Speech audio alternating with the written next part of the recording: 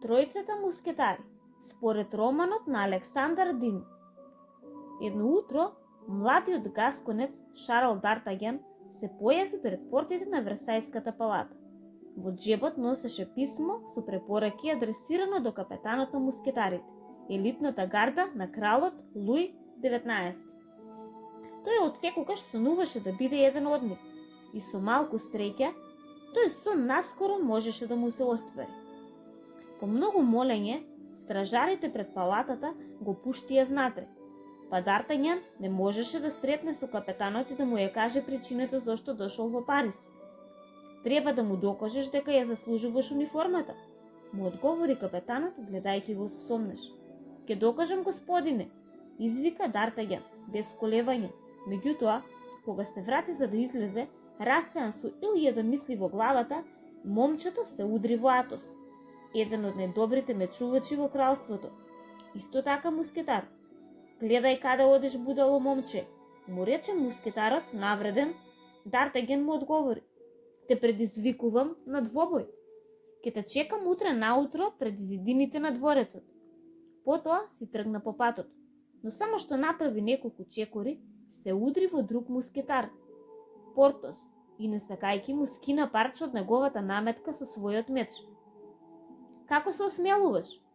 Те предизвикувам на двобој, мускетарот свика, а Д'Артаген, без око да му трепне, му одговори: добро, ќе те чекам утре наутро пред зидините на дворецот. Малку подоцна, провинцијските манери на момчето го разгневија Арамис, уште еден одличен мускетар. Ке те чекам утре наутро пред зидините на дворецот. Д'Артаген му викна и следниот ден, кога се појавија на договореното место, мускетарите беа малку изненадени, поради тоа што сите требаше да се борат со една иста личност. Момче младо, мора да имаш ужасен карактер што му успеа да не наврзиш сите тројца, извика Атос, извлекувајќи го својот меч. Во тој миг, војниците на кардиналот Ришелје скокнаа од зад грмушките. Тие им беа заколнати непријатели на мускетарите. Уапсени сте. Знаете многу добро дека двобоите се забранети во кралскиот декрет. Без колебање, Д'Артаген застана на страната на мускетарите и се впуштија во бој со војниците на Ришелје. Благодарение на неговите мечувалички вештини, четворицата ги совладаа своите противници, а таа борба го означи почетокот на едно цврсто пријателство. Всушност, откако ги изгонија сите нивни непријатели, Д'Артаген и тројцата мускетари ги вкрстија мечовите и се заколнаа. Сите за еден и еден за сите. По некое време, на младиот Д'Артаген му се укажа уште една можност да ја докаже својата храброст. Откако слушна многу добри работи за него од своите дворски дами, кралицата ги повика него и неговите пријатели. Имам една многу деликатна задача за вас.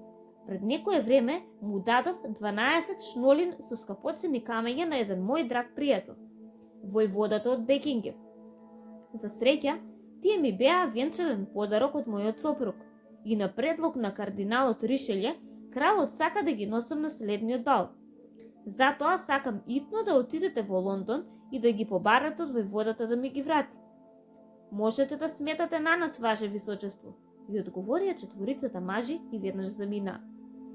Целата ноќ ќе јаваа кон пристаништето во Кале, но луѓето на Ришелје ги стигнаа и ги нападнаа.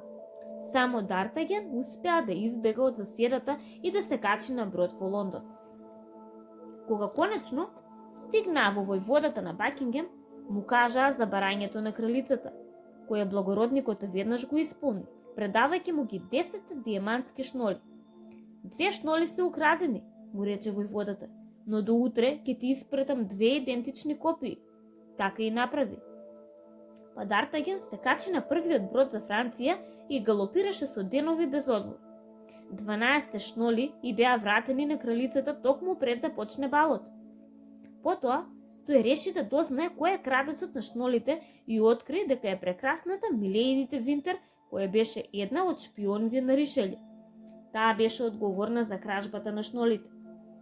Д'Артаген успеа да ја фати на дело, додека се обидуваше да го убие војводата од Бакингем и изведе една пред лицето на правдата, и тоа за многу други злодела кои ги беше направила во минатото. Но како ќе реагира Ришелје кога му кажаа дека кардиналот сака да го види? Д'Артаген се обеспокои. Сигурно сака одмазда за поразот на Милејди, си помисли мечувачот, додека внимателно го минуваше прагот на луксузната вила на најмојкниот војранин. Но Ришелје го пречека со добронамерна насмевка. Покажа голема пожртвуваност и голема храброст. Од денес ќе бидеш полковник во мускетарите на неговото височество. Д'Артаген беше пресреќен. Неговиот сон конечно стана јавен.